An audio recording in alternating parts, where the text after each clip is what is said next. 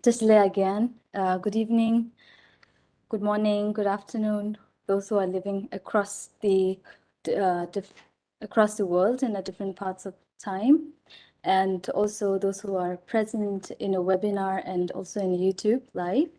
And before we start the actual session, I like to request everyone to kindly keep your videos on and microphone on mute.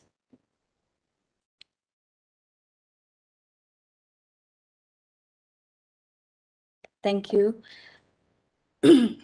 And please allow me to introduce myself. I'm Tenzin Doma, Program Coordinator of Tibet House, Culture Center of His Holiness the Dalai Lama, New Delhi. I, on behalf of Tibet House, would like to welcome you all to the newly launched teaching series on Introduction of Buddhism. This program is primarily aimed at people who want to deepen their understanding on diverse Buddhist disciplines in order to lay a basic foundation in Nalanda Buddhist Studies. And it consists of 24 different topics, and we are inviting different speakers with advanced knowledge on Nalanda Buddhist Studies. Today, we have requested the Venerable Geshe Dojit Amdillah, Director of Tibet House, Culture Center of His Holiness the Dalai Lama, New Delhi, to kindly teach the first session on the Four Noble Truths and its 16 aspects. Before we proceed, I'd like to make a few announcements, since most of you all are aware of it, but I'd like to make a few announcements again. Firstly, Tibet House, we are delighted to announce the launch of first batch of new 2 months duration Nalanda certificate course. It is a short duration which is very systematic and comprehensive courses in Buddhist philosophy and psychology in English language, as it was studied and practiced in the tradition of Nalanda and Tibetan monastic universities. With the blessings of His Holiness the Dalai Lama, Tibet House has been running successfully the first batch of the 5 years Nalanda Master's course since 2017, which is on the verge to complete in 2022. In the last few years, 2 batches of Nalanda Diploma course have been completed successfully, and while the 3rd batch will also be completed by 2022. Close to 2,000 students from 44 different countries across the globe have benefited from these various courses within the last few years.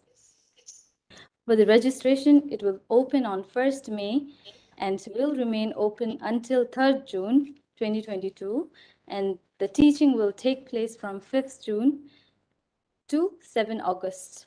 For the monastics, and students can avail a 75% scholarship on the course fee, while participants from Nalanda Diploma course Batch 1, Batch 2, Batch 3, Nalanda Master's course Batch 1 can avail 50% scholarship on this course fee. Secondly, Tibet House is also organizing a special lecture by Dr. Shrimati Nirupama Rao, former Foreign Secretary, Government of India, on her recent published book on the fractured Himalaya, India, Tibet, and China, since from 1949 to 1962, on Saturday, 23rd April at 7 p.m. Indian Standard Time. The special lecture series are delivered by leading scholars and academians, are open to the public, and it aims at educating the general public the academic knowledge besides the cultural and religious events. And it is open for public, and the WebEx meeting link will be shared in our chat box, and it also can find it in Tibet House website. Thirdly, 23rd batch of Tibetan language course offered by Tibet House is already open, but the registration will start from 15th of April, and there are 4 different levels of learning: beginner, intermediate, advanced, and proficiency. The registration will be open from 15, as I mentioned before, till 17 May, and it was launched formally on the first Tibetan language course was formally launched on September 23rd, 2011. For the course fees, we provide 50% scholarship for monastics and students from the standard institution, which can avail 1,000 rupees for the course. And for the further information, if you would like to know more about Tibet House and its activities and programs, please visit our Tibet House website, www.tibethouse.in, or email us at pc@tibethouse.in or office@tibethouse.in. Thank you. And now I would like to request Geshe-la to kindly proceed the session.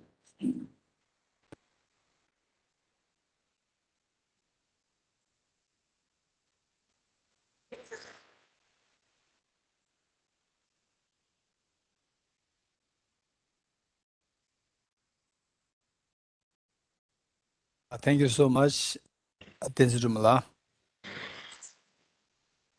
Tibet House Program Coordinator. And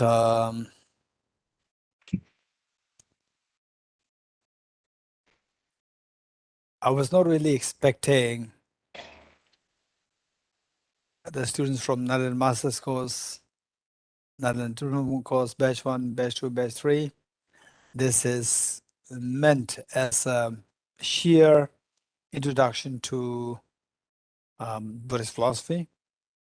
But to my surprise, I see that the same people who I've been meeting for the last 6 years, I'm still meeting you. And okay, so this is the what I was not really expecting. And the reason why I'm saying this is that um,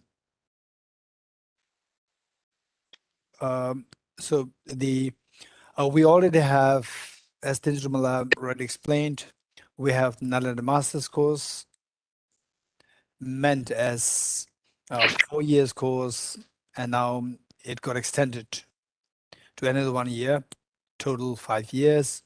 We have Nalanda diploma course, sometimes 1.5 years, and this year is about like 1 year or the in the 10 months. And so what happens is that there are some people who are interested to learn about Buddhism.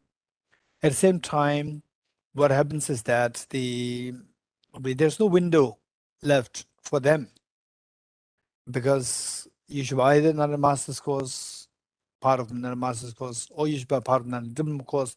If you are not enrolled in any of these two, then there's no way by which you can learn about Buddhism here in Tibet House. So keeping this in mind, we introduce this as a drop-in class. Anybody can drop in, and anybody can learn from this. So when I see many of you from Nalanda Master's course, 4 years, now 5 years, and also from Nalanda Diploma course, so I need to juggle between the newcomers and the who are already exposed to many years of Buddhist philosophy. And yes, particularly those of you from Nalanda Master's and Nalanda Diploma course, I'm sure, I'm very confident that you will understand that this teaching is going to be a little, number one, simple, and in order to cater to the needs of the people who are just newly introduced to Buddhist philosophy or Buddhist teachings, number one, and that Tibet House, we have, because of the early classes, not a master's course, the some of the students or the participants of those that program, they are really good at it, good at the philosophy and psychology, and because of which the Tibet House is keen to request them to take charge of taking this class. And then our program coordinator, Ms. Dumala, she asked as a introduction if I can take if I can give the first class while introducing what this class is all about and who the teachers are going to be. So this is more for that purpose. And with this in mind, we have some teachers to mention them. Mr. Dipesh Thakarji, who is also the chief coordinator of Tibet House Nalanda Studies. Also, we have so the list is according to how we have assigned the topics, the dates, chronologically, how they're going to give the teachings.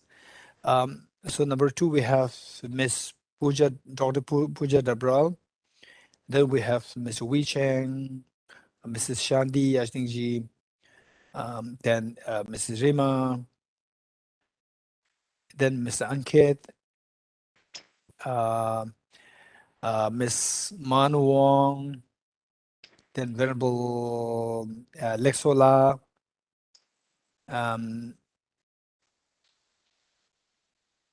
yeah, so these are some of the names here. And then over time, we're going to say of course, we like to include as many of the participants from Nalanda Master's course. So basically, we did it on the basis of the score, the score. So those people who are in this list, they are the toppers. Okay. On that basis, we have selected, and so this is one part. So with this in mind, since that they are going to be okay. This is purely introductory teaching, and what is expected is that the participants, those who have interest, or those who just like to know what is Buddhism, what is Buddhist philosophy, and we have the numerous teachers. We are all very confident with all these teachers because of our knowing each other for the last over 5 years, and some of them more than 5 years, 7, 8 years. Okay, so with this in mind, first, the topic is the Four Noble Truths and its 16 aspects. For this, what we need to know is that in the first place, we need to keep in mind that why do we need spirituality? Why do we need spirituality? Why do we need to study? Why do we need to practice spirituality? This is one part that we need to keep in mind. And also, I always share with people that we should, our take on a life should be, one, to be kind to yourself. Number two, to be wisely kind to yourself. So this should be a basic take of our life, and to how to make the meaning, how to extract meaning out of one's own life. Be kind to yourself and be wisely kind to yourself. So when you say be kind to yourself, that in our life, we can see that we are being, particularly when we go through, when we were very young, age 1, 2, 3, 4, 5, 6, now we see that our parents, they are the kindest, they are the most kind, the ones on this earth with respect to you. Why? Because we feel that we are getting all the benefits from our two parents. And this is one thing, this is one thing that we're going to learn from this course. That in fact, in one place, a very reputed place, where I was invited to give a talk, I asked the audience to just share with us as to one most memorable the day in your life. And then of about like 20 people, the 8 got the chance to give their thoughts, and all of them, they were talking about their children. The children. It was, and then each one of them, they have very beautiful way of expressing how that happened to be the most memorable day. So from this, I can see two things. One, nobody was nobody was talking about their parents. All these 8 people, none of them mentioned about their time with their parents as the most memorable day. So that is a little sad, because with this class, we're expected to learn how to revolutionize our thinking pertaining to your parents. How we see the parents now, and how it actually should be like. So, and that we cannot blame. It's not a blame game. It's just only about a realization.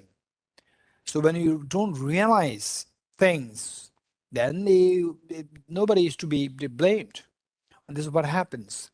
Whereas with the children, all the 8 people, who volunteered to share their thoughts, they were all talking about their children. But keep in mind, who is that child? This is a question. If we flip their response, and if you look for, if you twist it a little bit, who is that child? Which each one of these 8 parents, they felt so happy to think of, who's that child? This question. And if I'm not presumptuous, each one of us is that child. We also had our parents, and they were seeing you as the pride of them.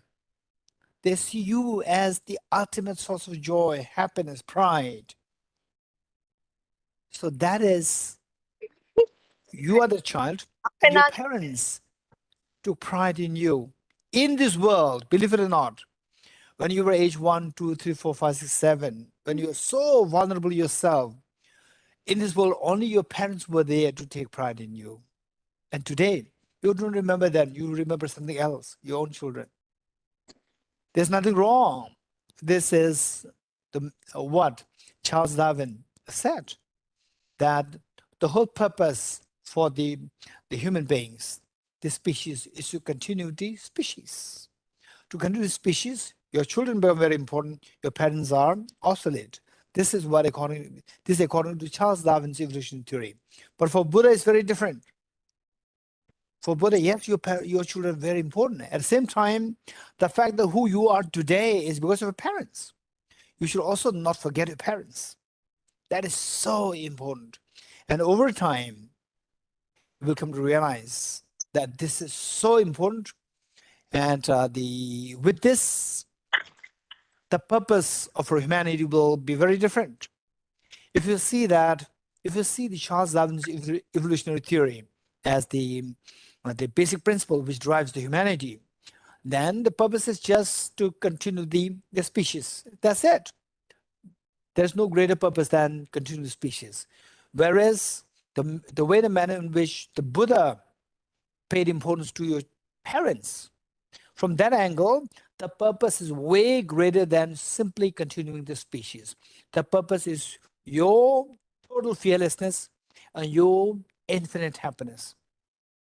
It is on this basis of the recognition of the love and affection of your parents that you can possibly achieve the experience of total fearlessness and infinite happiness. So with this in mind, when I say be kind to yourself, means put yourself in a state where you experience what you like. The next question, what do you like? What do you like? So with COVID, everyone had a fear of uncertainty. In other words, a fear is there. Nobody wants a fear. It's not about this religion or that religion. It's not about this gender or that gender. It's not about the Southern Hemisphere or the Northern Hemisphere. It's not about anything. This is a reality which holds true across the board of humanity. This is reality. Whatever religion that you're following, nobody wants a fear. Whatever gender that you belong to, nobody wants fear. Whatever is your social status, economic status, nobody wants suffering. This is reality. So that each one of us, we want to have the fearlessness, number one. Number two, we all want to have our happiness expanded as much as possible. In other words, infinite happiness. And it holds true to everyone. Just after the class, ask yourself this question. Is it true what I said? That I want to get rid of all my fears and I want to have the maximum happiness. Is it true? If the answer is yes, then your journey is, you think of the next step of your journey. So how to get it? Number one, whether or not that is possible. To get rid of all my fears and to have the maximum happiness. Whether or not that is possible. If the answer is yes, The next question is how. So these are two things that you need to keep in mind. And according to Charles Darwin, no, it's not possible at all, according to Charles Darwin. Because for Charles Darwin, it's all about the human body, it's not about human mind. And yes, he did talk about human mind, but not as something separate and entity from the body. So whereas the Buddha talked about the body as well as the mind, and the Buddha paid more importance on the mind, while paying importance to the body, but more importance to the mind. Keep in mind that the mind is the one which travels from one life to the next life. How do we know that there's such mind which travels from one life to the next life? Again, this is a huge topic, a huge topic to be explored. Okay, this we actually cover under Nalanda Buddhist course briefly, and then under Nalanda Master's course, Pramana Vartika Chapter 2, more in detail. That is a different topic. So with this in mind, what we seek is let's say number one, be kind to yourself, which means that try your best to give yourself, to free yourself from the fears, and try to embrace the happiness to the maximum. This is the meaning of be kind to yourself. Next, be wisely kind to yourself. Say, after 10 years from now, 2032, let's say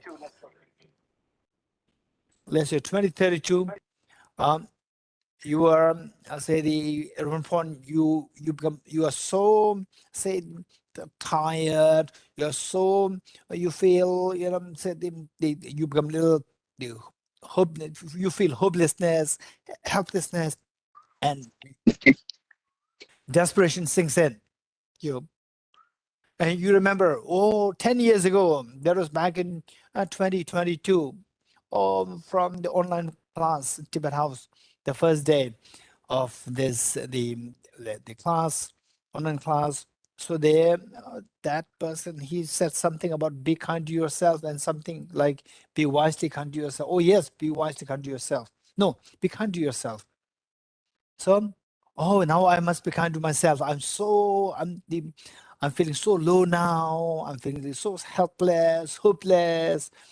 I should be kind to myself. I should go to the pubs so that I can, I can get rid of my anxiety, stress, and the feeling of low. I can get rid of that. I go to the pubs. Yes, you are trying to be kind to yourself, but you're not trying to be wisely kind to yourself. So the point is, let's not forget the second point. That is, be wisely kind to yourself. Be kind to yourself and be wisely kind to yourself. So what does it mean by be wisely kind to yourself? Be wisely kind to yourself means that you want to get rid of fear. And just think of what are the things which trigger fear, and what are the things that will get rid of those triggers of the fears. And what are the things that give rise to happiness, and how to embrace these factors of happiness.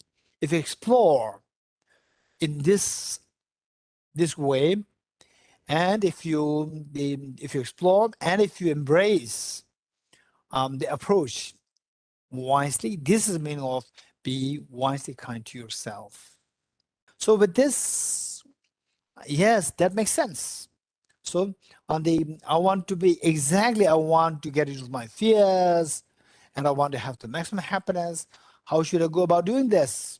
So remember that the Buddha, this mantra known as the mantra of dependent origination, the mantra of the essence of dependent origination, which is so important. And there the Buddha said that ye dharma hetu prabhava, all these phenomena arise from causes.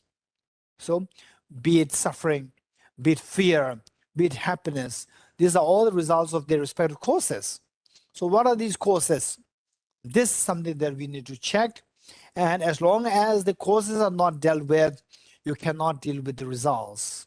And even if you try to deal with results without dealing with the causes, invariably it will be, it is all going to be just a symptomatic treatment, and which is not really wise because the root is not touched.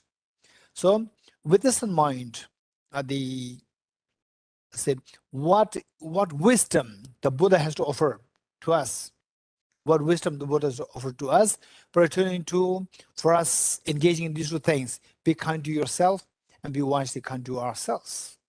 For these two, what the Buddha they has to offer, what wisdom the Buddha has to offer, this point. So with this in mind, if you look at the history of if you look at the biography of the Buddha 2,500 years ago, Prince Siddhartha, who was a prince, naturally he was extremely gifted with intelligence, very compassionate, and I would highly recommend all of us to watch these 54 episodes of the Buddha. They are those the television serial, 54 of them. You can just Google search, and the title is Buddha episodes. Buddha episode 1, 2, 3, 4 till 54. You can watch all these, and you will learn about the Buddha's biography so well there.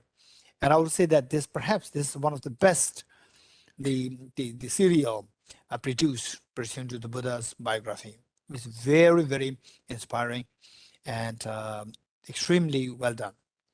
So if you look at the biography of the Buddha, we see that till age 29, he was in the palace, a very intelligent and extremely compassionate prince. And he witnessed so much of ills of life, say the poverty, illness, sickness, aging, death, and then injustices.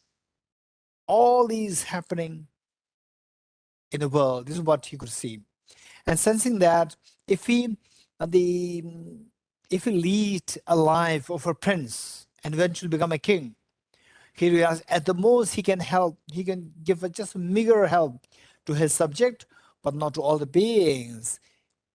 He thought of seeking a solution to all the problems of all the sentient beings, the human beings, animals, insects, hungry ghosts, hell beings, god and goddesses, spirits, all the beings. So how should I go about helping them? So that made him to leave the palace at the age of 29. And then he met the first teacher, Acharya Alarikalam. And the first teacher was into a great proficient. Had gained a great proficiency in meditation, samadhi, because of which he was able to retain a great degree of calmness. And Prince Siddhartha, later to become the Buddha, Prince Siddhartha, he very soon he attained the same level of spiritual realization as the first teacher. Then he asked for more teachings, and the first teacher said that you already accomplished everything, and there's nothing more than this, and you stay with me, and all my students are your students. And the Prince Siddhartha, he sought the permission that still I'm yet to find the solution to all the problems of the humanity, all the sentient beings. So he went in search of the next teacher.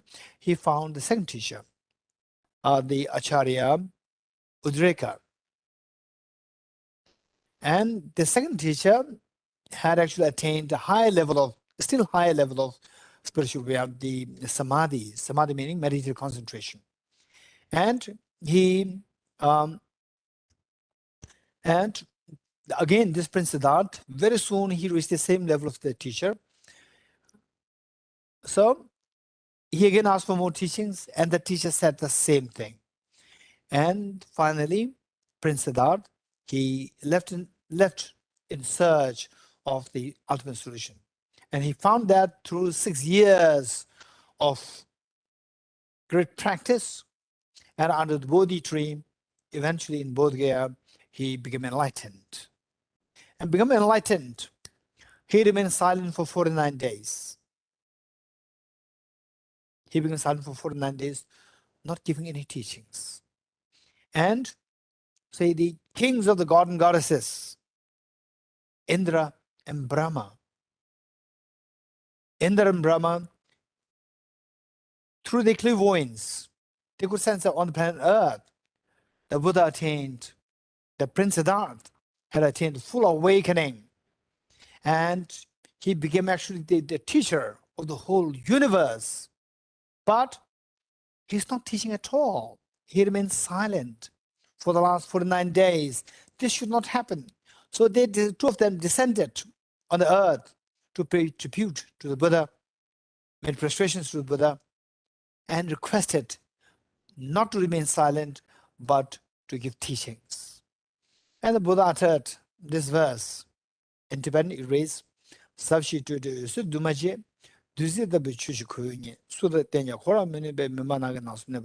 means that the path which I discovered is so profound, is peaceful, elaboration free, highlight, and non-composite. Such a nectar like the path is what I've discovered. Finding no one who can fathom this teaching, in silence I'll return to the woods. This is what the Buddha uttered. The king Indra and king the Brahma, the kings of the celestial beings, they made more prostrations to the Buddha and beseeched the Buddha, please turn the wheel of Dharma, which means please give teachings, don't remain silent. Then the Buddha headed towards Varanasi, and there, for the first time, to the 5 human disciples, the Buddha taught the first teaching, which later came to be known as the first turning of the wheel of Dharma. Okay, so what did the Buddha teach? The Buddha taught the 4 noble truths. The 4 noble truths. On the basis of the basic principle, be kind to yourself and be wisely kind to yourself. Oftentimes, people have a very misleading concept about Buddhism. That, oh, Buddhism is about renunciation, is about suffering. The Buddha said everything is suffering. This is a total naivety. This is total naivety. Is a very clear indication the person does not know that teaching of the Buddha. If a Buddha did not come to teach suffering, Buddha came to teach the freedom. Buddha came to teach the total awakening, freedom to discover your own potential, ultimate potential. Okay, so this lead to the Buddha giving to give teachings on the 4 noble truths. And why the 4 noble truths? This is a question. Say that the Buddha, as a very young prince, being very intelligent and exceptionally compassionate, Buddha saw through all the miseries in life. And also, the good thing about that is that Buddha realized that everyone has the ability to attain perfection. What do you mean by perfection? This is a question. Say, what we seek is, we seek fearlessness. And what we seek is, we seek infinite happiness. And the Buddha realized that everyone has the seed, the potential to experience total fearlessness and to experience the infinite happiness. This the Buddha called as the seed of perfection. And technically, today, we call it as a Buddha nature, a seed of perfection or the Buddha nature. And this Buddha is very confident that everyone has it.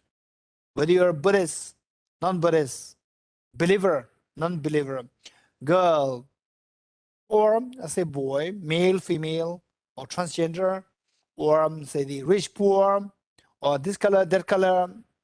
It doesn't matter. Everyone has the seed of perfection. It is because of this that Buddha became so confident that he fought against the caste system. The Buddha fought against the racial discrimination. The Buddha fought against the gender discrimination.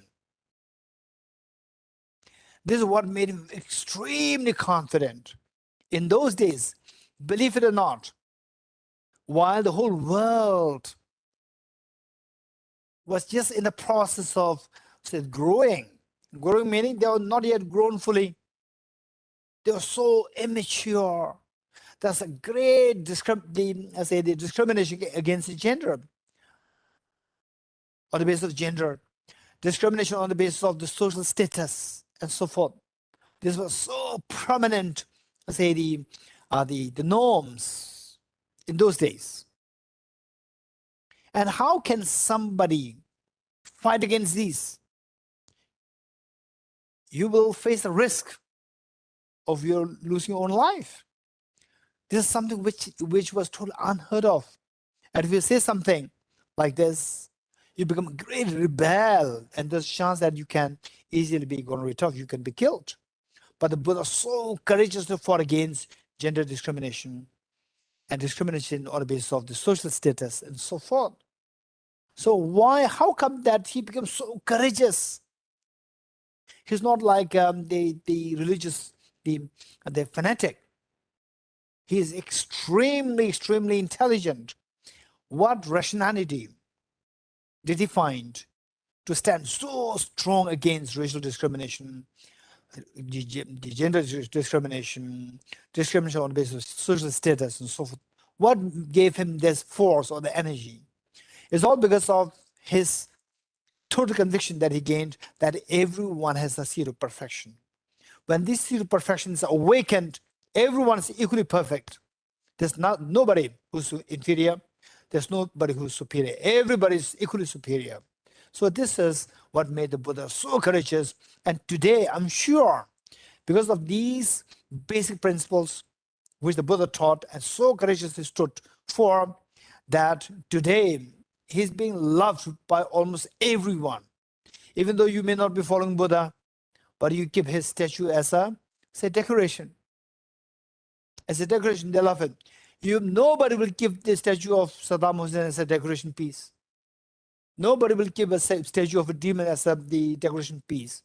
But everybody, nobody minds keeping the Buddha statue as a piece of decoration, although they may not be following the Buddha's teachings. Although they may think that, oh, I'm not Buddhist, I'm this religion, that religion, I don't believe in any religion. Still, they don't mind keeping the Buddha statue as as a piece there in their own house, which is so beautiful. So from this, if this is the case, you can see, number one, his profound intelligence, profound conviction. Number two, there's a tremendous love and affection. Without this incredible love and affection, there's no possibility that somebody can really risk one's own life to defend somebody else's rights. And he was born as a prince. And he was born as a male, not as a female. So why did he have to risk his life to defend, to speak for the females? Why does he have to risk his life to defend the people who are discriminated on the basis of the social status? So it's all because of that the conviction that he gained in what is known as seed of perfection, which is present in everyone. Whether you're following the Buddha or not, it doesn't matter. Everybody has the seed of perfection. So what do you mean by seed of perfection? Seed of perfection is like the seed of an apple. If this seed of an apple is germinated fully, it'll give rise to the very delicious apples. Likewise, the seed of perfection is the seed, if germinated fully, it will give you what you want the most. What do you want? I want fearlessness, and I want infinite happiness. And some people, if you ask them, okay, these two things, Is it that you want these two things, fearlessness and infinite happiness? Some people, they are naive. They may say, no, I'm not really concerned about these things. I'm concerned about money. I'm concerned about promotion. I'm concerned about the family business. I'm concerned about my holiday and so forth. Why do you need holiday? So that I'm happy. So you're seeking happiness. Why do you need more money? With more money, then the money speaks. Money speaks for everyone. So what I say, if the money speaks for everyone, then I'll be happy. Again, you're seeking happiness. And what do you want? Why do you want adventure? Oh, with adventure, that I feel more relaxed and happy. Again, happiness.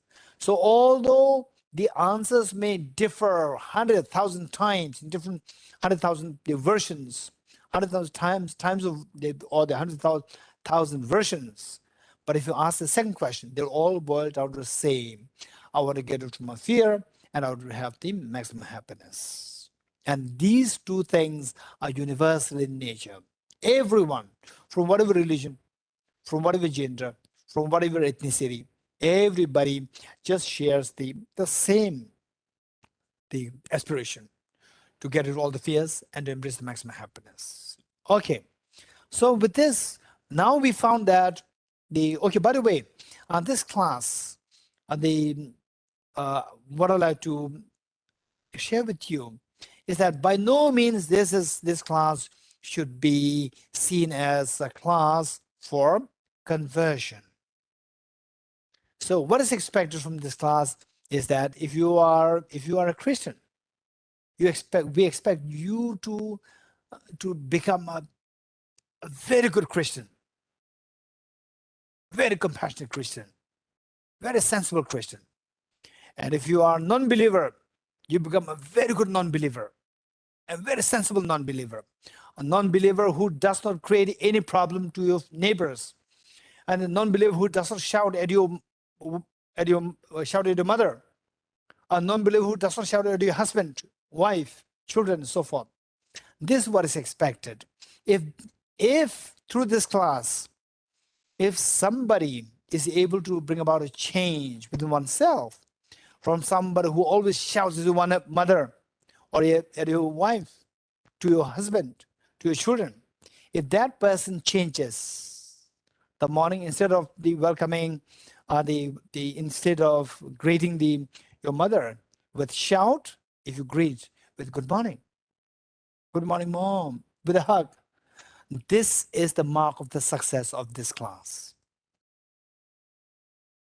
And the point is that whatever religion that you're following, this class should be used as a means for you to be happy, your family to be happy, and family members to become more, the more friendly among each other, more loving, more caring towards each other.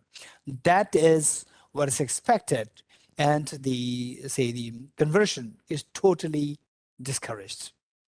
So, as I said earlier, I'm reiterating this, that if you're a Muslim, become a good Muslim from this class. In other words, become a happy Muslim. If you're a Jew, become a happy Jew and spread this happiness. This is important. Likewise, Hindu, likewise, non-believer. Okay, whatever you're following, whatever you believe in, become somebody who, anybody who sees you should see you as an inspiration. Not as, oh, look at this person, of the fundamentalist, fanatic, or too staunch. Let's not become that. Let's become first. The most important, as His Holiness the Dalai Lama says, is that the first is to discover your own qualities. Your quality, not the Buddhist quality, the quality of a good human being, quality of a happy person, quality of a compassionate person, quality of open-mindedness, quality of the person. Anybody sees you should feel so happy. That is what is expected. That is what is expected. So with this in mind, the Buddha taught the Four Noble Truths in the first teaching. So there, the fact that we are seeking fearlessness means that we have fears. If we don't have fears, we don't have to seek fearlessness. So what kind of fears we have? Say, elder children, they know what kind of the sickness they're going through. And small children, they do not know what kind of illness they have. They know that they're uncomfortable, but they don't know what kind of illness they're going through. I remember when I was, I think it's about like 6 or 7, there at one point, something very strange happened to me. I was in a foster home, boarding school in a foster home, and there were about like 29 or 30 children there. And how can you imagine the foster parents to know whatever is happening to each of the children? We can't expect that. And this young boy, age 6 or 7, one time what I felt, I was shivering. I was feeling so cold. It was the daytime, and I was looking at all other children. I thought that all other children, they must be also feeling very cold. But nobody was showing that they were feeling cold. They were so jovial, happy, jumping here and there. I was the only one feeling so cold. And still, I feel so weak. I just feel like lying down. And then they say around 4 p.m., the sun was setting. I think it must be around closer to the window, sun setting. And I would go towards that direction where I could have this sun. And then later now, when I give these symptoms, when I share these symptoms with you, for sure you will say that you are sick then. You must have fever. So there was, but as a young child, I didn't know that I was sick. Okay, so what I'm saying is that small children, they don't know they were sick. They could feel the discomfort. And the elder children and the elders, they know they're sick. Not only that they feel discomfort, they also know that they're sick. And amongst us, there are many people who know that the world, the life is a very challenging, the piece of object is a very challenging thing. And there's some children-like people. So when they go through difficulties, oh, the hell, this world is hell.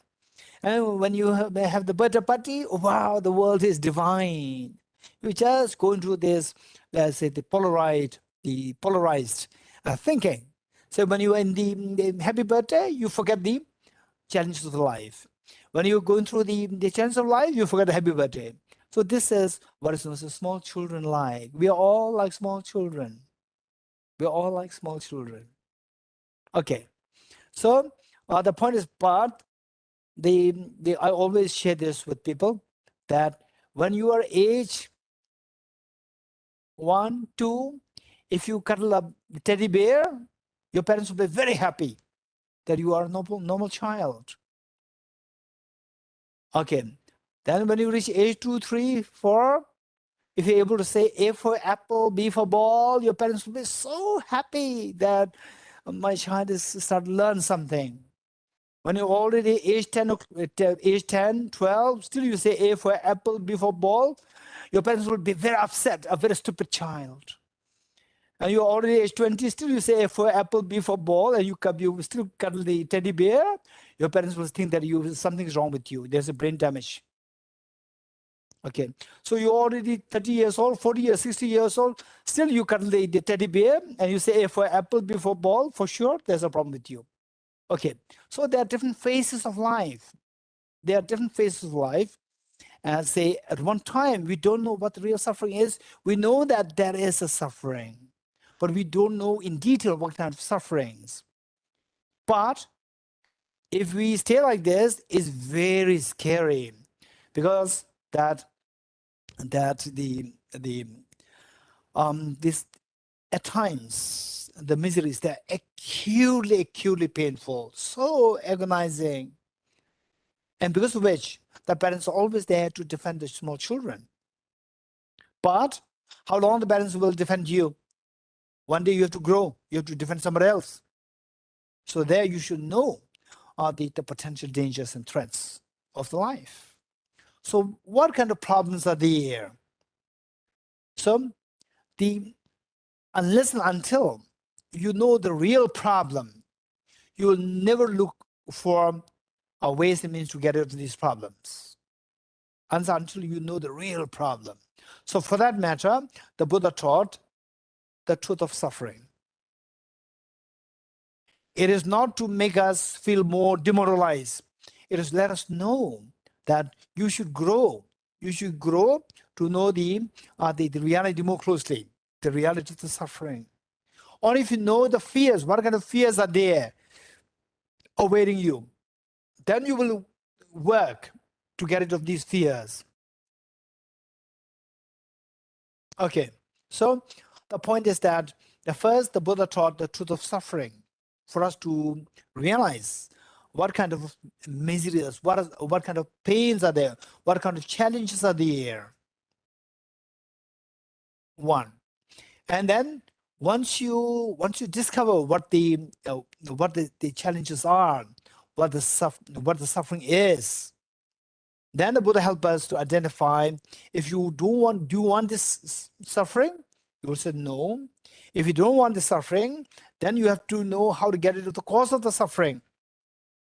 So the Buddha taught the second noble truth, which is the truth of the cause of suffering. This is number 2. Then number 3, is there a way out? Is there a way out of this? Can we get rid of this, to the cause of suffering? And the Buddha said, of course, yes. It's not always suffering. It's not always the cause of suffering. There is also the cessation of suffering. Your suffering can be brought to the end. There's a freedom from suffering. There's also the so one point, somebody,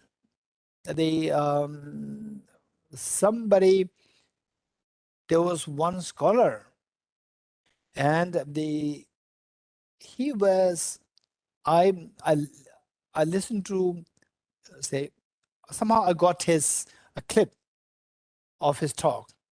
And I said that Buddha taught that everything is suffering. Oh, then I thought, okay, this is a total misconception. This is number one, this total misconception. If everything is suffering, then there's nothing is freedom from suffering. There's no freedom from suffering if everything is suffering. So this was what I heard. And I sent a letter to him saying that this is your, say, failure to understand what the Buddha taught. It's not that Buddha taught everything suffering. Buddha taught that all contaminated things are suffering. Not everything is suffering. Because if everything is suffering, then the Buddha would not teach the third noble truth, truth of the freedom from suffering. Freedom from suffering is also taught. Okay, so number 3 is the truth of the cessation of suffering, the truth of the freedom of suffering. And number 4, how can I get there? How can I be freed from the suffering? By following the proper path. This is known as the truth of the path leading to the cessation of suffering. Okay.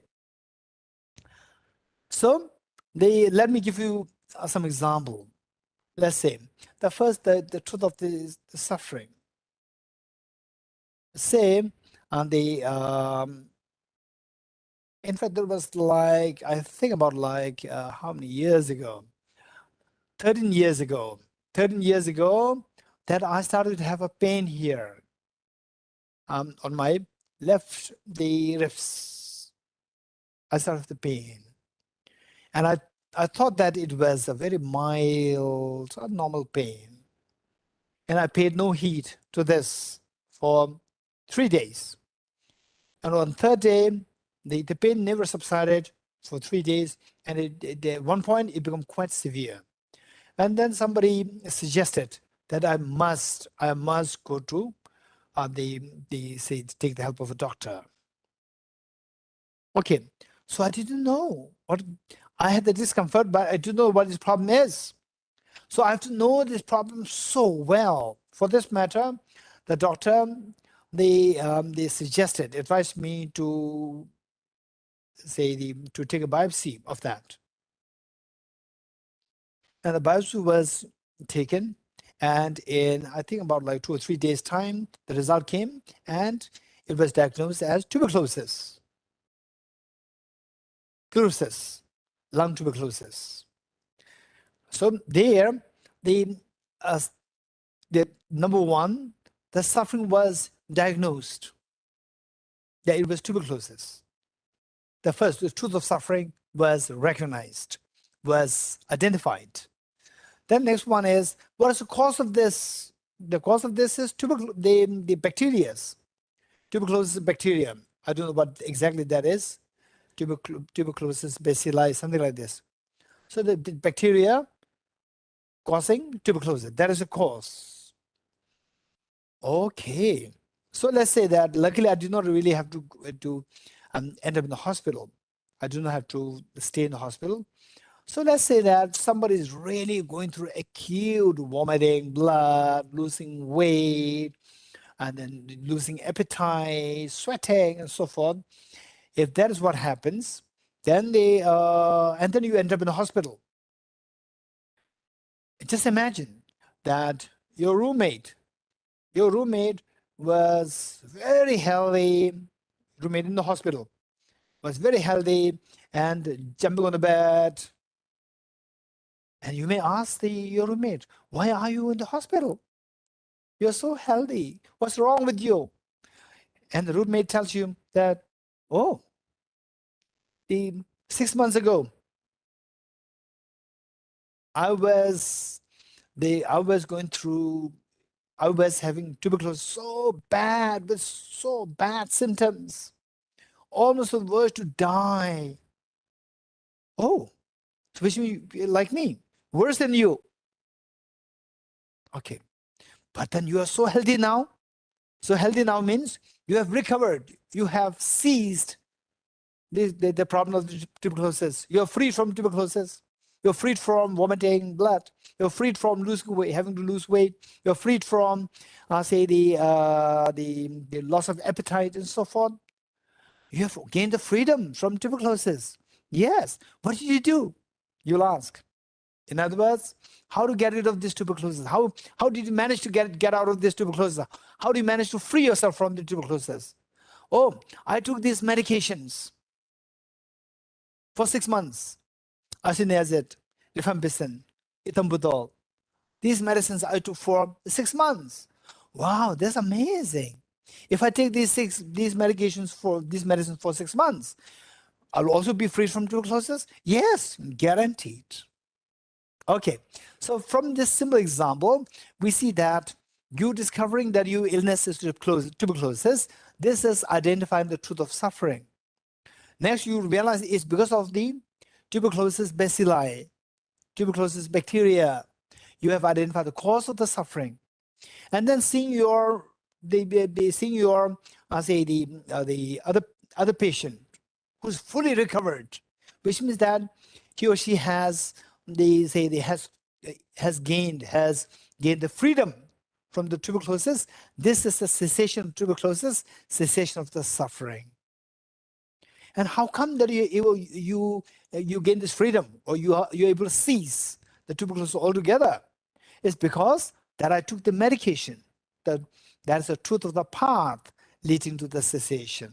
So these are the Four Noble Truths. Okay, so this is what we need to know, and just see if that is applicable to us. Okay, let us raise our hands if you in your life, if you have encountered with minimum one situation of acute sadness, anxiety, or say the really acute problem. Raise hands. Okay. And how many want to get rid of No, I don't want to experience this problem again. Raise hands. Okay, good. If you're very serious with this, then I'll say number one, you have in a way, like in your own ways, you have identified the truth of suffering. And to a great extent, I would say that you have also identified the cause of suffering. And now that you are not going through this problem yet, you have also understood what is the freedom from this. And say if you're wise enough, you've also looked for, got experience how to come out of this problem. So the Four Noble Truths, you can relate this to your own life. But next question is that, are you confident that, say, the problem A, problem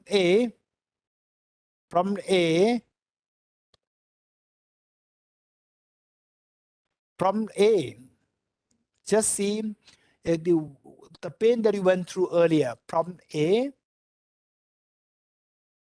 are you sure that now in the future you will not have the experience of the problem with the intensity as same as problem A or worse than that?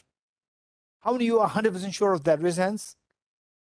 Okay, not sure of that. Raise hands. Yes, we never know. Next time the problem can be even more severe. Raise hands. We never know. Okay.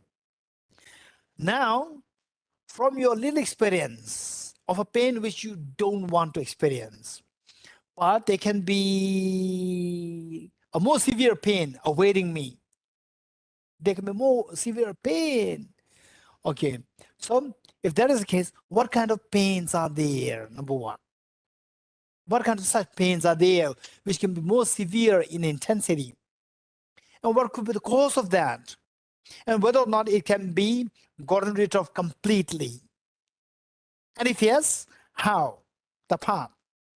So this is what makes from the little experience that we went through, it is for us to explore the the potential more aggravating pains in the future, their causes, and how to get rid of the how, whether or not I can be freed of that, and how to be freed of that. So these take us to understand of the Four Noble Truths. This is so important, so important. The first, the truth of suffering. We have to go into more detail of the truth of suffering. Likewise, each one of them. So in this connection, what I'd like to share with you is that the Buddha taught the Four Noble Truths in what is known as the 12 recitations or the 12 repetitions. 12 repetitions broken down into three sets of four teachings on the Four Noble Truths. Three sets. The first set of three, the first set of four teachings on the Four Noble Truths. Second set of four teachings on the Four Noble Truths. And the third. The first set is related to why these three sets? Because the nature of the teachings, they differ slightly from among these three sets. The first set is pertaining to identification of the Four Noble Truths. The first set. Second set is the practice related to the Four Noble Truths. Third set is the results related to the practice of the Four Noble Truths. Let me say this again. The first set of the four repetitions of the Four Noble Truths is the teaching pertaining to identifying the Four Noble Truths. Second set is the word pertains to the practice of the Four Noble Truths. And the third pertains to the effects of the practice of the Four Noble Truths. The first one, identifying the the Four Noble Truths is very simple. The Buddha said, this is the truth of the suffering. This is the truth of the cause of suffering. This is the truth of the cessation of suffering. And this is the truth of the path leading to the cessation. As simple as that. And yet, when the Buddha said, this is the truth of suffering, the Buddha was explaining in great detail what constitutes suffering. So these details we'll study separately. First is about identifying the truth of suffering. And this will go in more detail. The second set pertains to the practice related to the Four Noble Truths.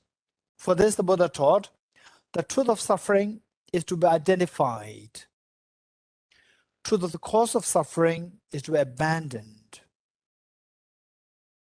Truth of the cessation of suffering is to be actualized.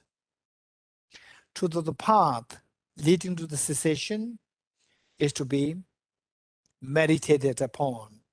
Let me say this again. The truth of the suffering is to be identified. Truth of the cause of suffering is to be abandoned. Truth of the cessation of suffering is to be actualized. And the truth of the path leading to the cessation is to be meditated upon. Okay, so this is with each of the Four Noble Truths, what should we do? What practice should we do? So for truth of suffering, as long as we're able to identify the truth of suffering so well, your job is done. With the truth of cause of suffering, your job is to abandon it. If you don't want the suffering, you have to abandon the cause of suffering.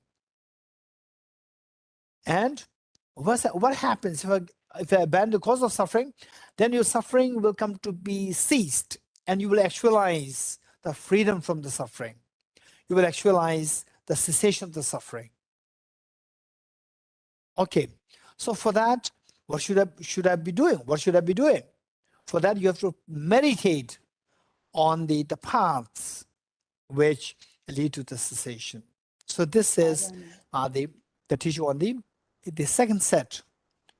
The second set of the teaching on the Four Noble Truths. And the third set, this is a little more complicated.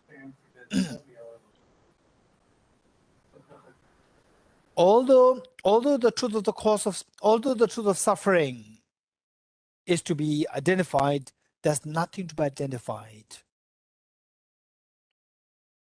Likewise, although the truth of cause of suffering is to be abandoned, there's nothing to be abandoned. Although the cessation of suffering is to be actualized, there's nothing to be actualized. Although the path leading to the cessation is to be meditated upon, there's nothing to be meditated upon. Okay, let me repeat it.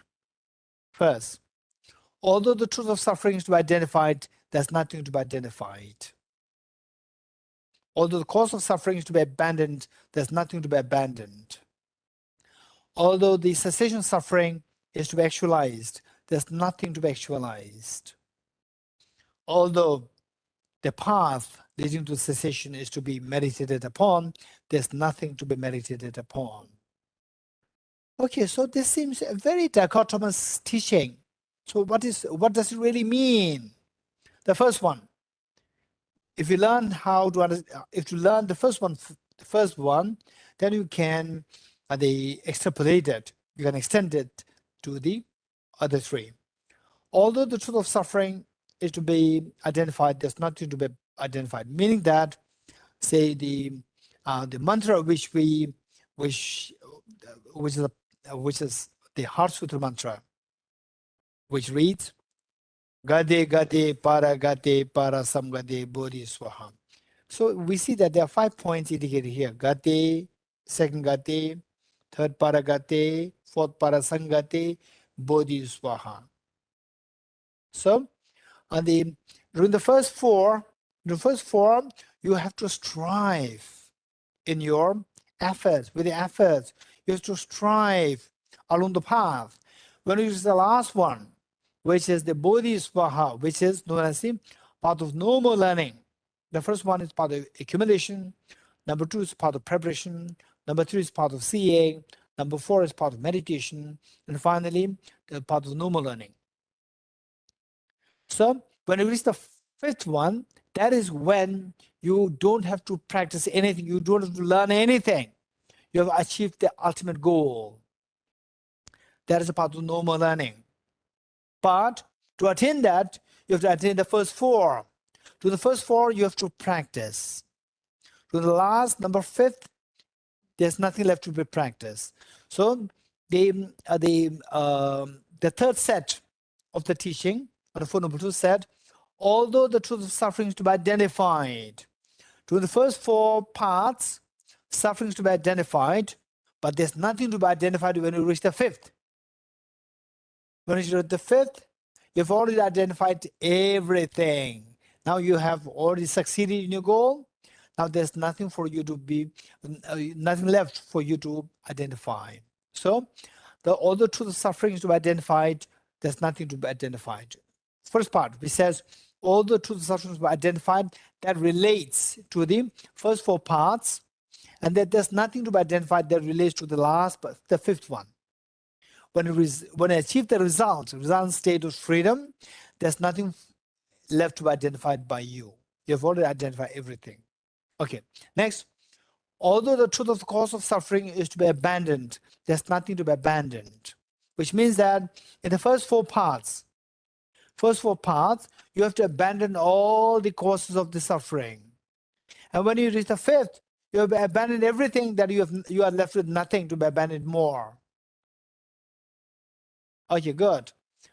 Is there number 3? Is there anybody who can extend the same reasoning or the same understanding with the third one? Raise hands. Anyone who can apply it to the third one also? Huh? Ramu?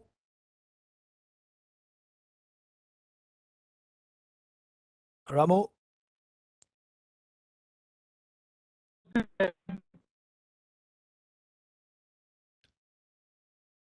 Ramu? Namaste. Yes. Namaste. Namaste. Can you please repeat the question? Okay. The question is, and I also humbly seek your permission to record your message, sir. Sure.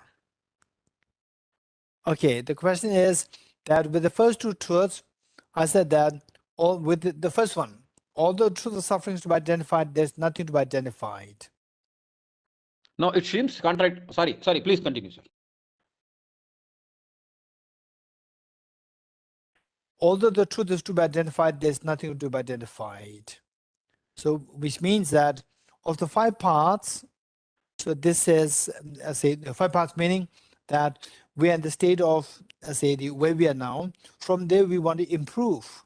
We want to improve to the ultimate destination where you attain total freedom from all forms of fears. So that is a goal. And where we are now, we have fear, we have suffering, and we go to the state of the fearlessness or no suffering. So when you go there, the last one, when you attain the state of fearlessness, that is known as the part of normal learning. So when we say, although the truth of suffering is to be identified, is applicable to the first 4 parts where you are learning, and the 5th one, when you reach the 5th one, there's nothing left to be identified. You have already identified everything, all the suffering, and now you are left with nothing to be identified because you've already attained your goal. So how would you apply this to the third one, the truth of cessation of suffering? Although the truth of cessation of suffering is to be actualized, there's nothing to be actualized. How would you relate that to this? Guruji, by going to your words, so actually in the first step itself, I am wrongly saying that I have problems. This is the misconception that I have problems. Okay. That's fine. Because Then it's not for you. Then I want somebody else to give the answer because you don't have a problem. Anyone else? Anyone else? Raise hands. Raise hands.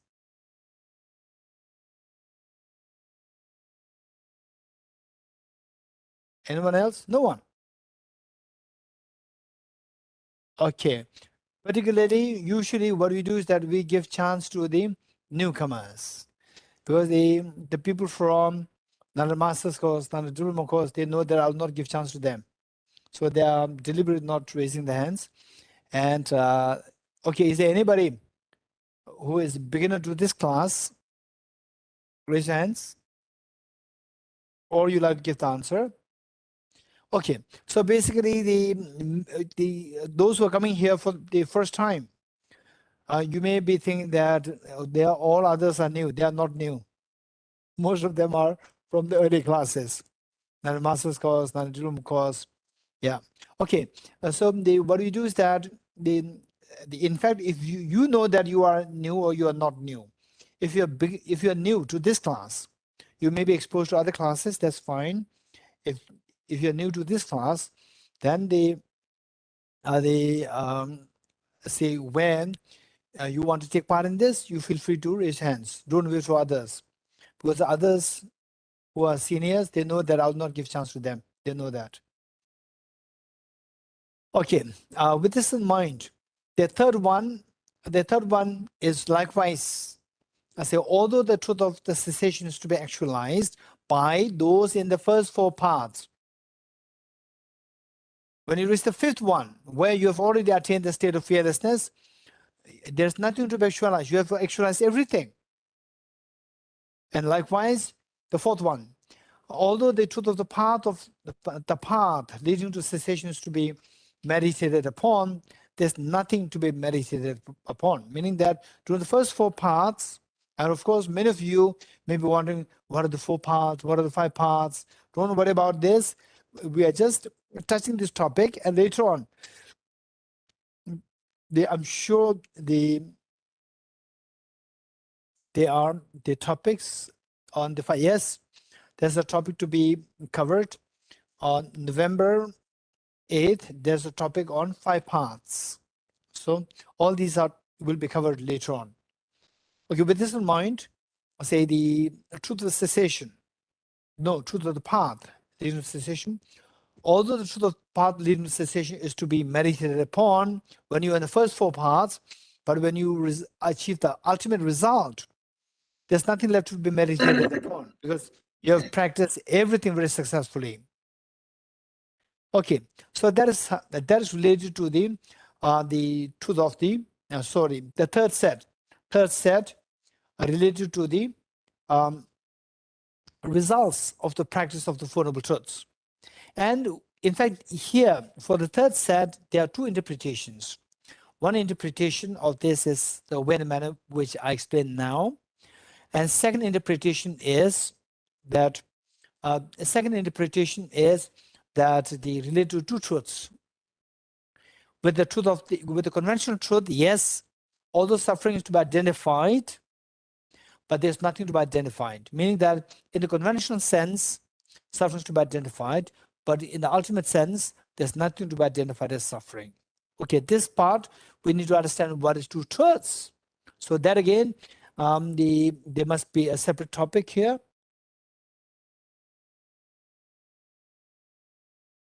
Okay.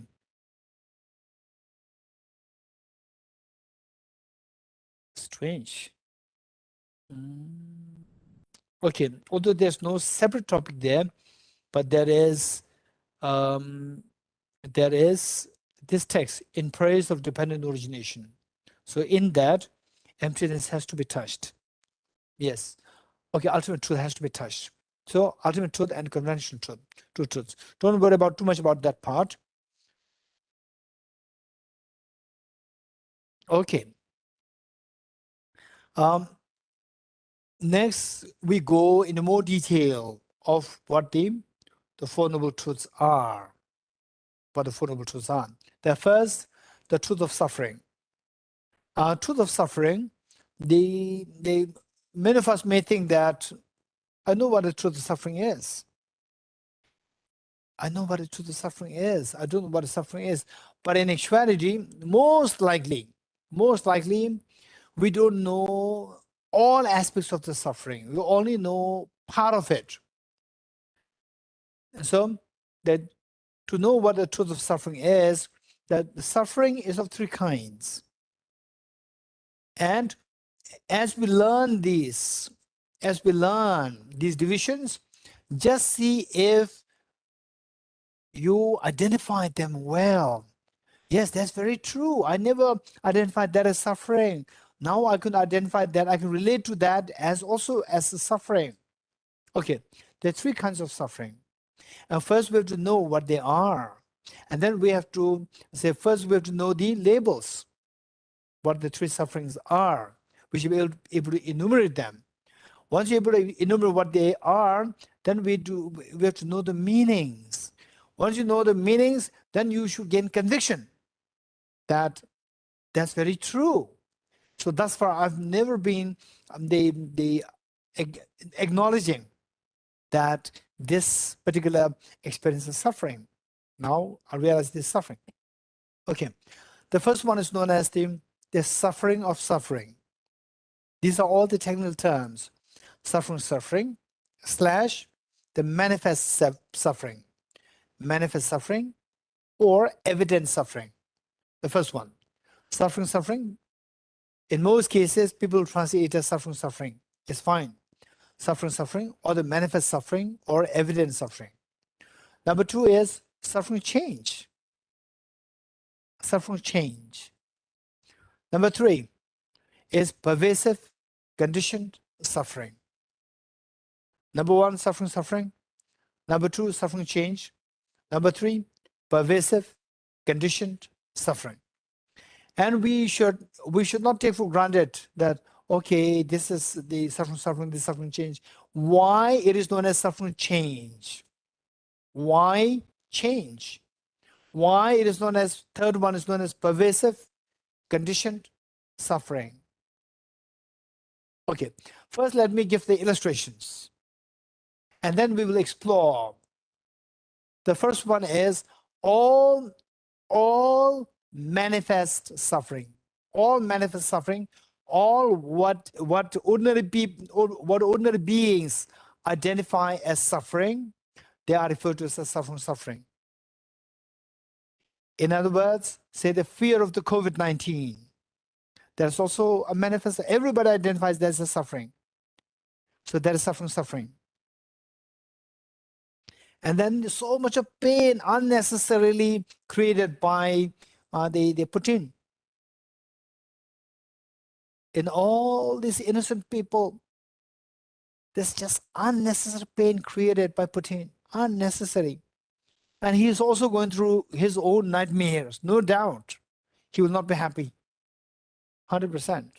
So much of sanctions coming from the nooks and corners of the world.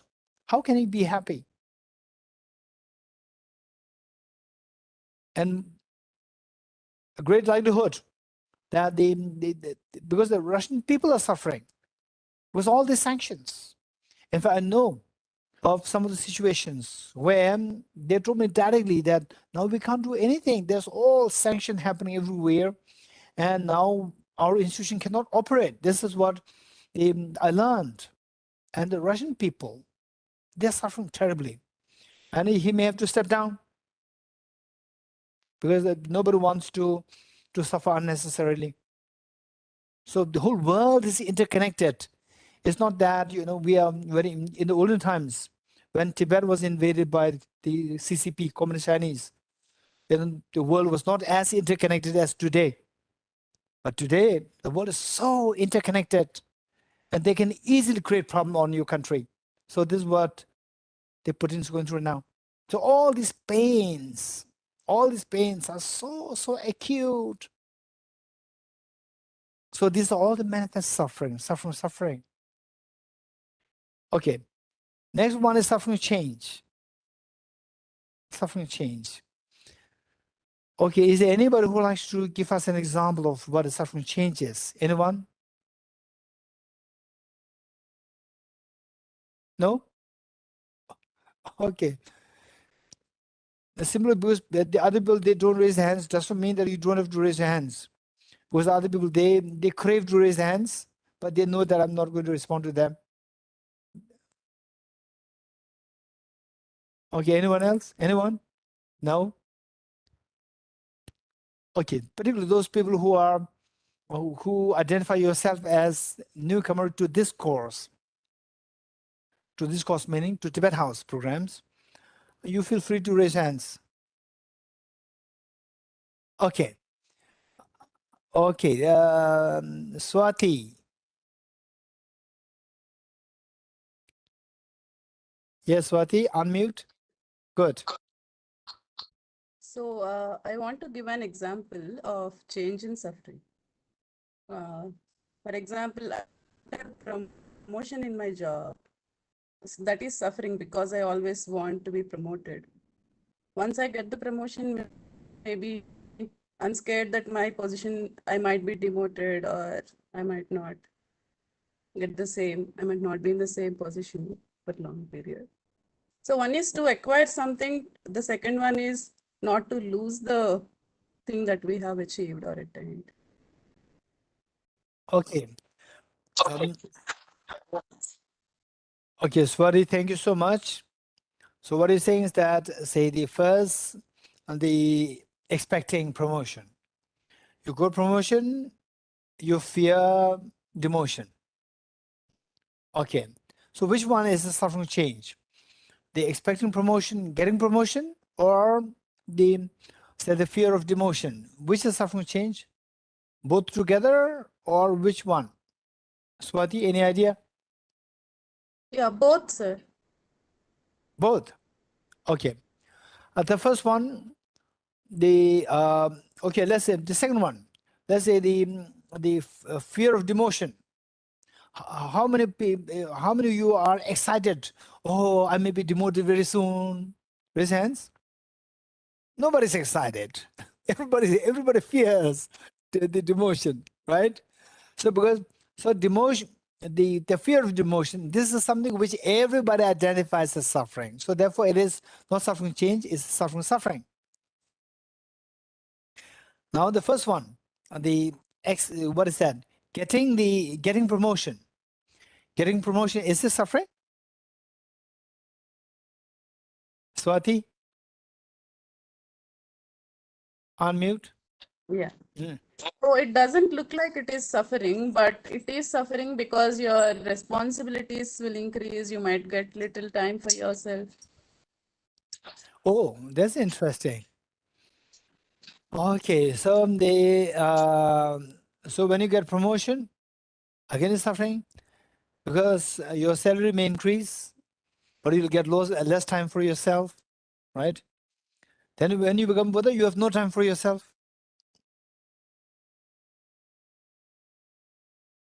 right? Yeah. So Buddha going through all the suffering. Yeah. Okay, Swati, thank you so much. Thank you. Okay, Swati is saying is that getting promotion, which everybody identifies as joy, moment of joy, in actuality, this is suffering. Okay, this is what Swati is saying. Anybody else? Okay. Except for one or two faces, they're all all faces are familiar to me. Okay. Scott, what would you say?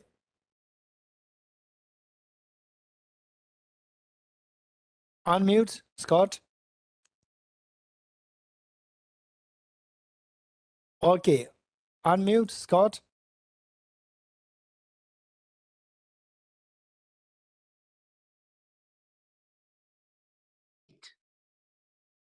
Scott, yes.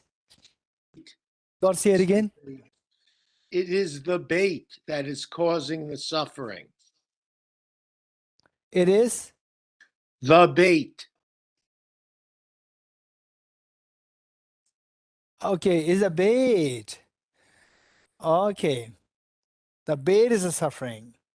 Yes. Okay, thank you. Thank you, Scott. Namaste, Guruji. NTC3. Scott, you are from NTC3 or NTC2? NTC3. Okay, that's fresh. Okay, thank you, Scott. Thank you. Steve. Steve? Expectation. Steve. Steve, unmute. Steve? Can you hear me? Okay, Steve. What would you say? Thanks, Kesha. When we get what we want, we can't hold on to it. When you get a When we get something we want, we can't hold on to it. when we get something we want, that is suffering change. Yeah. Okay. When we get something we want, so when we become happy to get something what we want, that is suffering change. Okay, Steve, would you explain how it is suffering change? Unmute, Steve. Okay, sorry, yes. No, it's not the getting what we want. It's the losing what we get, not being able to hold on to Okay. it. Losing what we get. Mm. So losing what we get, is this something that everybody enjoys or nobody enjoys? No. Nobody enjoys. No, everybody identifies that as suffering. So that falls on suffering. So any example of suffering change? Okay, so let me give the answer here, and then I want each one of you to think about it and give me the answer. Okay, so in the next session, there's going to be a different teacher. Okay, so in other words, and you can take part in some group discussion. Yeah, suffering change is all experiences of mundane happiness. All experiences of mundane happiness, or in other words, all contaminated happiness is suffering change. And why contaminated happiness is referred to as suffering change? Why change? Because number one, why it is suffering?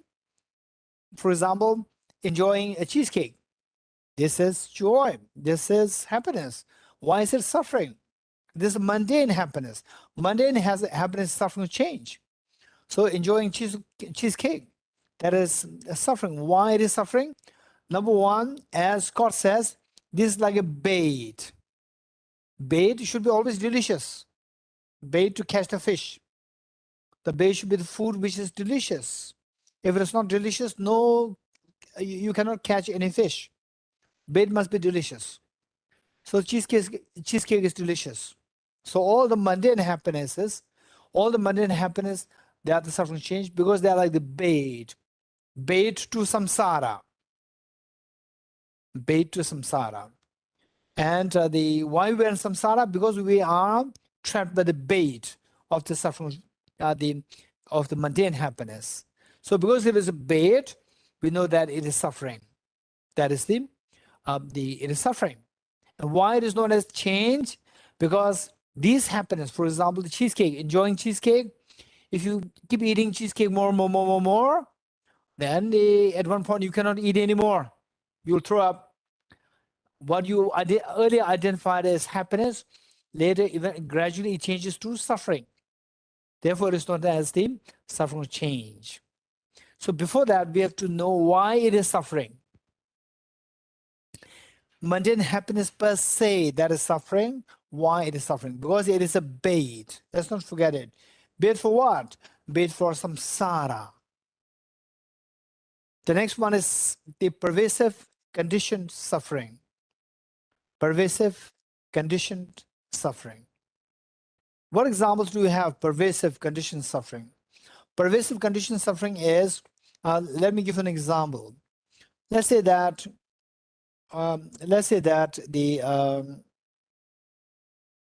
you have your, oftentimes in the corporate world, you have your own immediate boss, and the immediate boss is under another boss. So there are many bosses above you. And let's say that your immediate boss, usually he is very kind to you. And suddenly he changed his attitude towards you. He started to be so rude to you. And then you start to feel, oh no, this boss is so unkind. I'll make sure that I'll report him to the executive CEO. And then whenever you meet the CEO is so, he talks so nicely to you. Hey, how are you, Steve? That if you have any problem, let me know. Your immediate boss. If you have any problem from your immediate boss, let me know.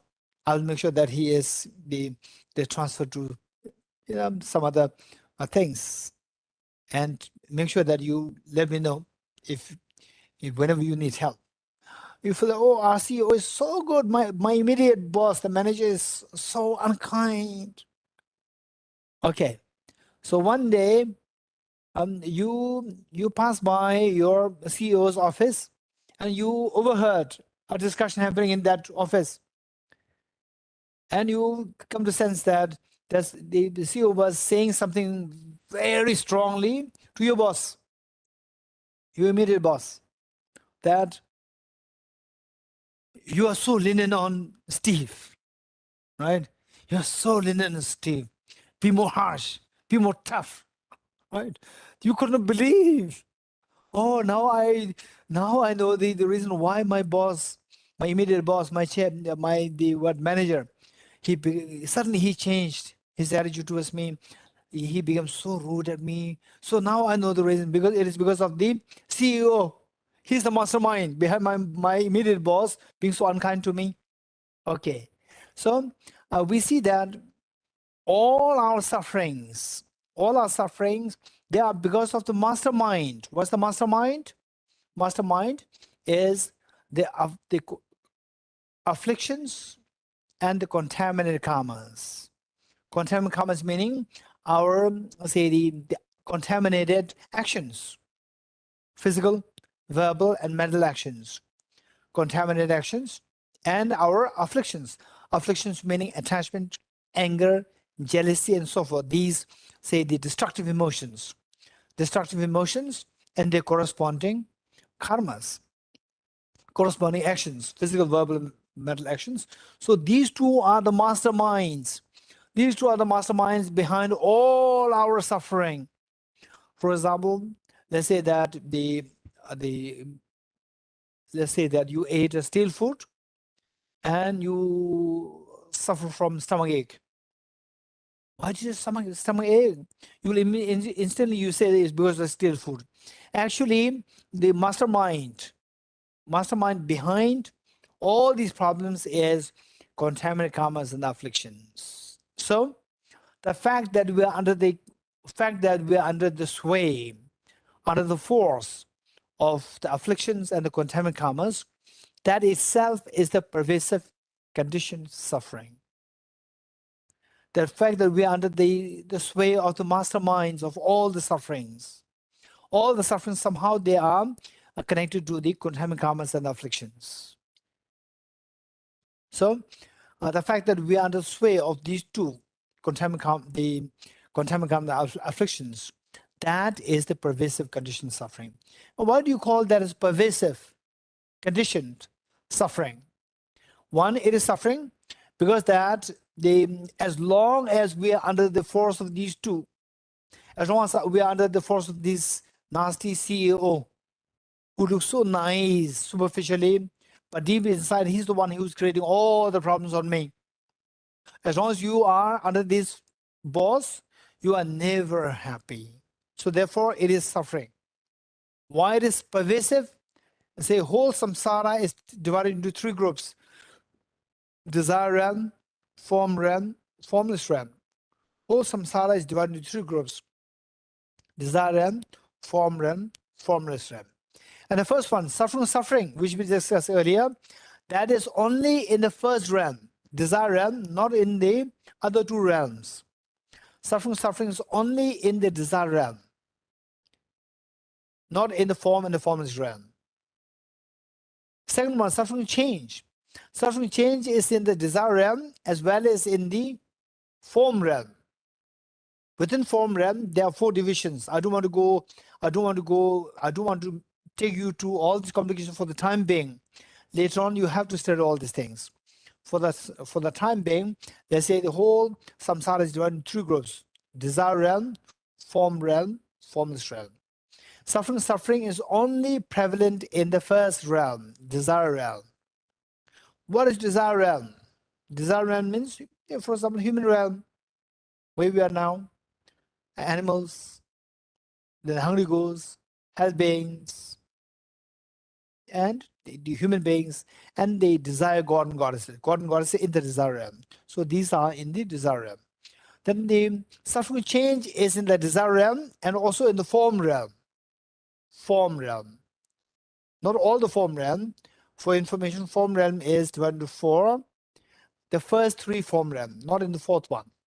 Suffering change is in the desire realm and in the first three form realms. First three of the four form realms. Then the suffering, pervasive conditioned suffering, the third one, exists in all three realms. Pervasive conditioned suffering exists in all three realms. So therefore, because it exists in all three realms, it is known as pervasive, which pervades all three realms, pervasive. Why conditioned? Because that all our sufferings are conditioned by these two, afflictions and contaminated karmas. Conditioned. Suffering, because we have no freedom. As long as we are under the sway of these two, we have no freedom. So lack of freedom is suffering. So these are the three kinds of suffering. Okay. And next, quickly, the truth of cause of suffering. Cause of suffering, as a broadly speaking, two: contaminated karmas and afflictions. Contaminated karmas and afflictions. And this within afflictions, we see that there's a root of the affliction, which is self-grasping ignorance. And self-grasping ignorance is going to be discussed in more detail during the study on emptiness. So don't worry about too much at the moment. As long as you know that the cause of suffering, the truth of cause of suffering is twofold: contaminated karmas and afflictions, that's good enough. Okay.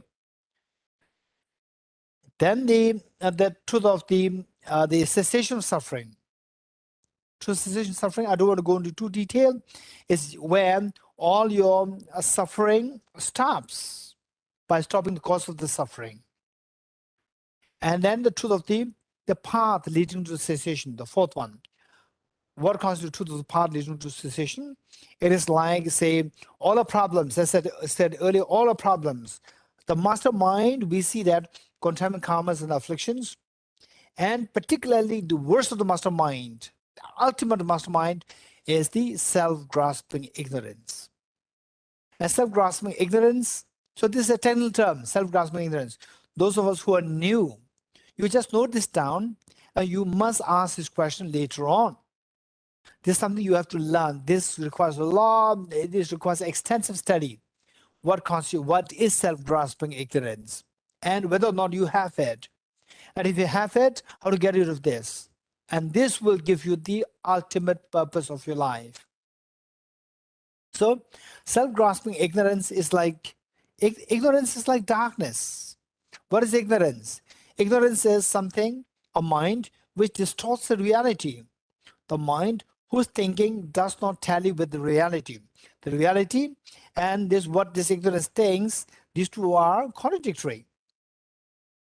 So, which means you don't see the reality. In dark, you don't see the reality. So therefore, ignorance is like darkness. And how to get rid of dark? How to get rid of this ignorance? How to get rid of this ignorance? Just see how the darkness is eradicated. How to get rid of the darkness? How to get rid of darkness? It is only through introducing light. If it is dark and you want to read a book, say you want to read a book and then in the light, and suddenly there's a power cut, there's no light. What do you do? If you pray, oh Buddha, please remove the darkness. If the Buddha is sitting next to you, he'll be very upset. What a stupid follower. Whereas if you light a candle, he'll be very happy. Oh, this is a smart follower, smart person. He or she can understand my teachings. So I say, just as to remove the darkness, we need to introduce the light. It is only through introducing the light of the wisdom that the darkness of ignorance can be eradicated. What is this light of the wisdom? The wisdom is the mind whose apprehension of the object tallies with the reality. Let me repeat it. Wisdom is a discerning mind whose apprehension of the object tallies with the reality. So, what's reality? This reality is known as the reality of emptiness, reality of dreamlike nature of all phenomena. The reality of emptiness, reality of dreamlike nature of all phenomena, reality of dependent origination. This is wisdom that we need to cultivate. So, this wisdom is the path. So we're talking about the truth of the path leading to cessation. What path should we practice to eradicate the suffering and the cause of suffering? Given that suffering is the cause of suffering is the ignorance, ultimate cause of suffering is ignorance, the wisdom should be the path should be the wisdom to get rid of this ignorance. So the path of the wisdom of emptiness, the path of wisdom of dependent origination, this is one which we have to meditate upon as a path, truth of the path, in order to attain the cessation of suffering. Okay, so these are the very quick intro of the Four Noble Truths. We'll stop here. If you have one or two questions, I'll be happy to entertain the questions. If you have one or two questions. Okay, for this, anybody can ask, even from Nalanda Master's course, Nalanda Diploma course, from anywhere. You raise hands if you have questions. Raise hands.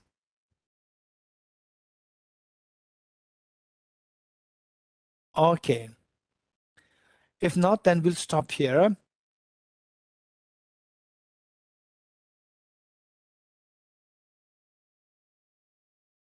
لا مده أني جو من عندنا.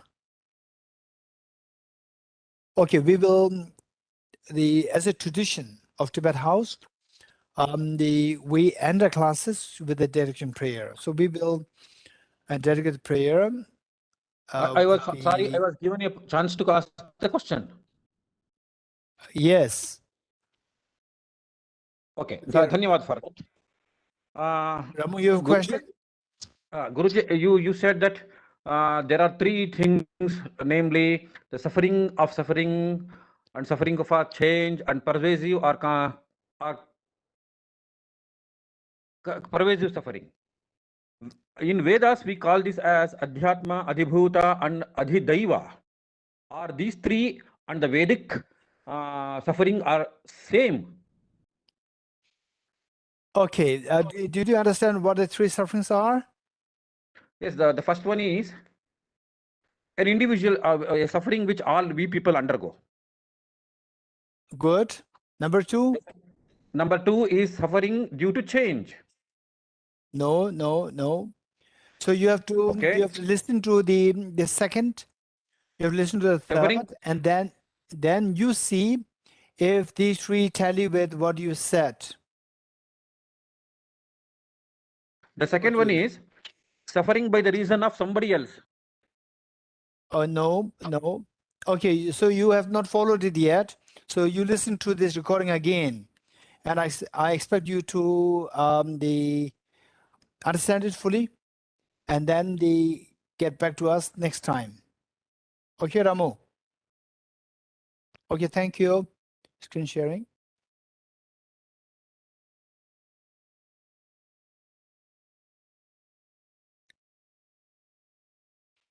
In the land encircled by snow mountains, you are the source of all happiness and good. All powerful generosity Tenzin Gyatso, please remain until the samsara ends. Okay, so this first one, Tenzin Gyatso, this is His Holiness the Dalai Lama. Most of you know that already. And why we today is very important for us to say praise that His Holiness should live long, for the reason that amongst the world leaders, this is what is lacking: the spirit of the dialogue, spirit of compassion. This is lacking because which all these unnecessary problems, the man-made problems come into being, where the citizens suffer unnecessarily because all the, say, the leaders, the failure to the failure to deal with the world situations wisely. So we let us all pray that His Holiness lives long, and that the people of the world, the citizens of the world, should inform their respective leaders that you learn from His Holiness the Dalai Lama how to deal with the world issues with love, affection, dialogue, with the spirit of courage, not spirit of the use weapon. Instead, to use the spirit of courage to have dialogue, face-to-face dialogue, rather than to use the weapons on the innocent people. So this is what we are praying for. And let us pray that all the people in Ukraine who died, that they take good rebirth to meet with the Dharma, that they gain this light of the wisdom, light of compassion, and then each one of them, they become the beacon of happiness, the beacon of peace for all the dear mother sentient beings. And let us also pray that the people who just really lost their sanity, like Putin, they gained their sanity to bring about peace in the world rather than to disrupt the peace in the world. Let us pray that they gain sanity, they gain wisdom, they gain compassion. And let's pray that the world looks for the teaching on compassion, looks for the teaching on the understanding of the interdependency. And that all those who are at the moment living in fear, their fear be diminished completely, and that the war, the Ukraine war, comes to end as soon as possible, and all the other problems like what is happening in the Sri Lanka and so forth, all these problems as well come to an end, and the citizens of these respective countries of all the world, they get peace of mind, and that they finally embrace compassion and the wisdom to tackle the problem of the nation and the problem of the world in a sensible way. So with this mind, let us continue this recitation. Just as the brave Manjushri and some of the brothers too realize things as they are, also I dedicate all these merits in the best way, that I may follow the above example. I dedicate all these rules of virtue with the dedication praised as the best by all the Buddhas who appeared in 3 times, so that I might perform the noble Bodhisattva's deeds. May the Supreme Bodhicitta that has not arisen arise and grow, and may that which has arisen not diminish but increase forevermore. As long as space remains, as long as sentient beings remain, until then may I too remain to dispel the miseries of the world. Due to the merits of these virtuous actions, may I quickly attain the state of Guru Buddha and lead all beings without exception into that enlightened state. I dedicate the merit thus gathered towards the realization that is in the prayers of all the Buddhas and Bodhisattvas of 3 times, and to the upholding the Dharma of teaching realization. May I in all lives, through the force of this merit, never separate from the 4 wheels of the Mahana vehicle, and accomplish all the stages of the path, renunciation, bodhicitta, perfectly in the 2 stages. With the wish to free all beings, I shall always go for refuge to the Buddha, Dharma, and Sangha until I reach full enlightenment. Inspired by wisdom and compassion, today in the Buddha's presence, I journey to the mind of full awakening for the benefit of all sentient beings. I go for refuge to the Triple Gem. I confess the negativities individually. I rejoice with virtues of all the beings. I hold the precious Buddha in my heart. By the power of practicing supplicating to you, may all be free from sickness, poverty, and conflicts, and may Dharma and auspiciousness proliferate in all the places where we abide. The path of unity and emptiness compassion is loosely explained by the protector of both the Dharma and the beings from the land of snows. With the lotus holder Tenzin Gyatso, we supplicate you that your wishes are fulfilled spontaneously. May the operations of evil thoughts and deeds of the negative force of humans or non-humans who harbor malice through perverted prayers against the teachings of the Buddhas be truly vanquished through the power of the truth of the rituals. In all my lives, never separated from the perfect gurus, may enjoy the magnificent Dharma by completing the qualities of the stages and the paths, may create the state of Vajradhara. For all my future lifetimes, may always be guided by Ramajishri and be uphold the Dharma in general and the teachings of dependent origination in particular, even in the course of my life. And let us recite the Heart Sutta mantra 3 times. The meaning of this mantra is that here is das gade gade para sam gade buddhiswa. Tatyatha means here is das. And the Tibetans would read it as Teatha. Gade gade is go. Para gade, go beyond. Para sangade, go utterly beyond. Bodhisattva, establish your full awakening. Establish your full enlightenment. In other words, that seed of perfection within you. Remove the mental dirt in these 5 steps and awaken the seed of the perfection within you, that you experience the infinite happiness and that you experience the total fearlessness. Teata Om Gate Gate Paragate Parasam Gate Bodhiswaha Teata Om Gate Gate Paragate Parasam Gate Bodhiswaha Tyatha Om Gate Gate Paragate Parasam Gate Bodhiswaha Tyatha Om Gate Gate Paragate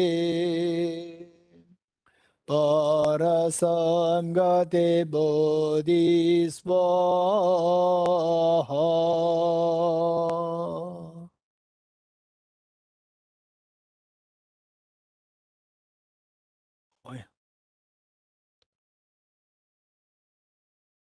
Thank you, Venerable Geshe-la. Thank you, Geshe-la. Thank you to the house. Thank you, Geshe-la. Thank you, Geshe-la, so very much. Thank you, Geshe-la. Thank you very much. Thank you, Geshe-la.